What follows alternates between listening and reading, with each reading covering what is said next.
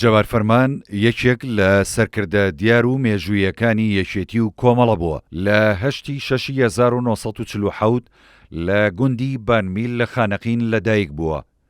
لە ساڵی 1960 خوێندنی سەرەتایی و ناوەندی لە خانەقین و پەیمانگای مامۆسایەنیشی لە باقوبە تەواو کردووە. لە ساڵی 1970 لە کۆلێژی فیزیا لە زانکۆی مۆستانسەریە لە بەغدا وەرگیراوە. دوای 2 ساڵ خوێندن و لەگەڵ دەستپێکردنەوەی شەڕ لە نێوان شۆڕشی کورد و حکوومەتی بەعز لە ساڵی 1974 بۆتە پێشمەرگە.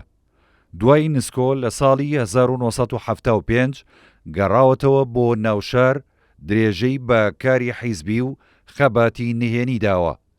هەمان ساڵ لەگەڵ یەکەم دەستەی تێکۆشەرانی کۆمەڵەدا کەوتۆتە دەستی دوژمن و لە ساڵی 1975 تا 1979 زیندانی بووە و لەگەڵ خاڵە شیهاب و ئەنوەر و جەعفەر پێکەوە بوون. جەبار فەرمان لە حەڤەی 4 1980 پەیوەندی کردووە بە هێزی پێشمەرگەی یەکێتی نیشتیمانی کوردستانەوە و سەرەتاش ڕابەری سیاسی بووە لە هەرێمی دوو. سەرکردەیەکی بە توانای سەربازیش بووە. بەشداری دەیان داستانی کردووە. لەوانە داستانەکانی ڕزگاری و دابان هەلاج و گرتنی بێتواتە و شەڕەکانی بەرگری لە سەرکردایەتی لە قۆناغی یەکەمی ئەنفال.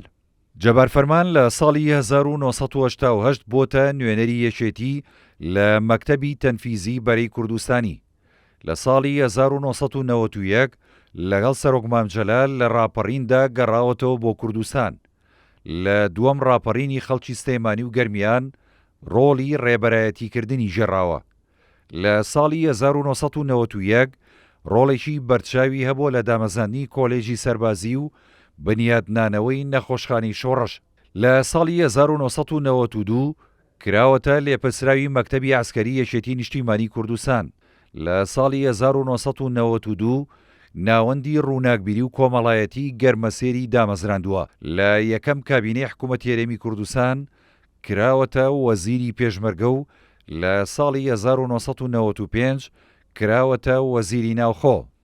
لە هەمان ساڵدا ئەرکی وەزیری پەروەردە و دواتر وەزیری شارەوانی بە وەکالەت پێسپێراوە. لە ساڵی 1999 کراوەتە جێگیری فەرماندەیی گشتی هێزی پێشمەرگەی کوردستان. دوایین پلەی ڕێکخراوەییشی کارژێڕی مەکتەبی سیاسی یەکێتی بووە و لە 9 هەشتی 2007 بە نەخۆشی لە سلێمانی کۆچی دوایی کرد.